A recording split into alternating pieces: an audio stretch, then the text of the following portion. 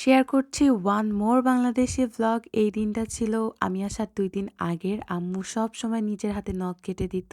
সেদিন ছিল ভর্তা ভাত দিয়ে খাওয়া-দাওয়া। করেছিলাম কিছু আসার জন্য কেনাকাটা, সবকিছু নিয়েই থাকছে আজকের ভ্লগটা। তো চলুন কথা না বাড়িয়ে শুরু করা যাক। হ্যালো গাইস, আসসালামু আলাইকুম। This is me Suraiya and welcome to my new vlog. ভ্লগটা শুরু করছি একদম সকাল থেকে। সকাল সকাল ভাইয়া সবার জন্য নাস্তা নিয়ে আসছিল, সেগুলোই সবার মধ্যে ডিস্ট্রিবিউট করছিলাম। ভাগাভাগি বিষয়টা আমি বরাবরই খুব ভালো পারি, তাই বাড়িতে থাকতে ভাগাভাগি জিনিসটা আমারই করা হতো। জানি না এখন কে করবে। অবশ্য শূন্যস্থান কখনোই খালি থাকে না, পূর্ণ হয়েই যায়। কেউ না কেউ এই কাজটা ঠিকই করে নিচ্ছে। এনিওয়েজ, বাংলাদেশি নাস্তা বলে কথা, নাস্তাটা অনেক বেশি মজা ছিল। সবাই মিলে একসাথে চা খেলাম, বিস্কিট খেলাম। এই দিনগুলো এত বেশি মনে পড়তেছে। আমি কিন্তু মোটামুটি ভালোই চা খাই। আসার সময় চা পাতা দুধও নিয়ে আসছি, বাট আজকে ৫-৬ দিন হয়ে গেছে, বাট এখন পর্যন্ত এক কাপ চা বানিয়ে খাবো সেই দুঃসাহস পর্যন্ত আমার হয় নাই। একা একা কি চা খাওয়া যায় বলেন তো? এদিকে আমি আসার সময় এই সেম নেল কাটারটাই নিয়ে আসছি। আম্মুর হাতের ছোঁয়া আছে। আম্মু কিন্তু সব সময় আমার পায়ের নখ কেটে দিত। হাতের নখ কোনোভাবে কেটে ফেলেই আমি, কিন্তু পায়ের নখ কিভাবে কাটবো আম্মুকে ছাড়া আমি জানি না। যাই হোক, এই ক্লিপসগুলো ছিল দুপুরবেলার। সবাই মিলে ভর্তা ভাত খেয়েছিলাম সেদিন। নিজে থেকেই বলছিলাম যে বেগুন ভর্তা, আলু ভর্তা এগুলো খেতে আমার খুব ইচ্ছা করতেছে।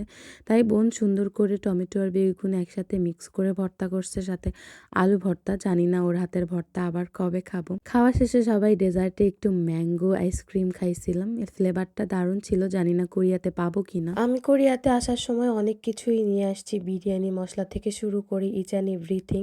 আনার সময় মনে হইতেছিল কি এত কম কম জিনিস নিচ্ছি, খুব অল্পতেই ফুরিয়ে যাবে, কিন্তু আসার পরে আমি এখনো কোনো প্যাকেট, কোনো মশলা কিছুই তেমন একটা ধরি নাই।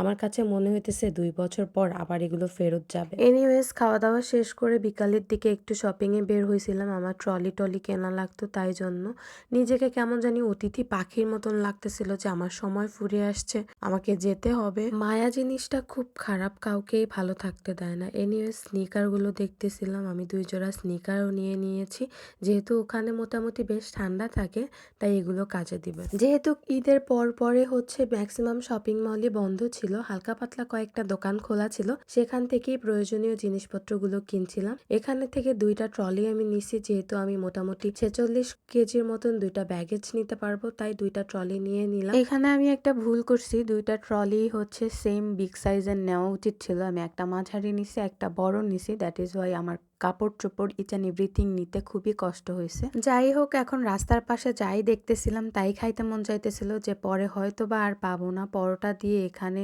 গরুর কলিজা দিয়ে খেয়েছি, ওখানে হচ্ছে কাঁচা কলা, আরো কি কি মিক্স একটা ভর্তা, আচার খাইছি। সবকিছুই না নিজের কাছে অমৃত লাগতেছিল, যে এগুলো হয়তো বা আর আমি পাবো না। বাংলাদেশের আকাশ বাতাস সবকিছু এত ভালো লাগতেছিল, যদিও কোরিয়াতে এত দূষণ নাই, কোনো কিছু নাই, সবকিছু নিট অ্যান্ড ক্লিন। তাও আমার বাংলাদেশই সেরা। আমি খুব শীঘ্রই বাংলাদেশে ফিরবো ইনশাল্লাহ। সবাই ভালো থাকবেন, সুস্থ থাকবেন। আজকের ভিডিওটা এই পর্যন্তই। আল্লাহ হাফেজ।